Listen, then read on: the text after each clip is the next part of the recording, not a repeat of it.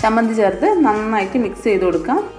ഇനി ഒരു വലിയൊരു പാത്രം അടുപ്പത്ത് വെച്ചതിന് ശേഷം അതിലേക്ക് 2 ടീസ്പൂൺ വെളിച്ചെണ്ണ ഒഴിച്ചു കൊടുക്കാം.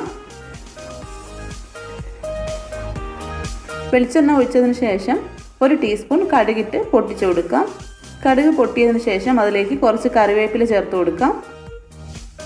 ഇപ്പം തീ കുറച്ച് വെച്ചതിന് ശേഷം അതിലേക്ക് നമ്മൾ എടുത്തു വെച്ചിരിക്കുന്ന കുഞ്ഞിപ്പത്തൽ ചേർത്ത് കൊടുക്കാം. വളരെ കുറച്ച് വെക്കണേ, അല്ലെങ്കിൽ അടിവശം കരിഞ്ഞു പോകും.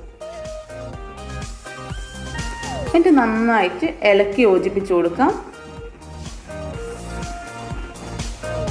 ഒരു 2 മിനിറ്റ് നന്നായിട്ട് മിക്സ് ചെയ്ത് കൊടുക്കണം. ഇപ്പം നമ്മളുടെ കുഞ്ഞിപ്പത്തിൽ റെഡി ആയിട്ടുണ്ട്.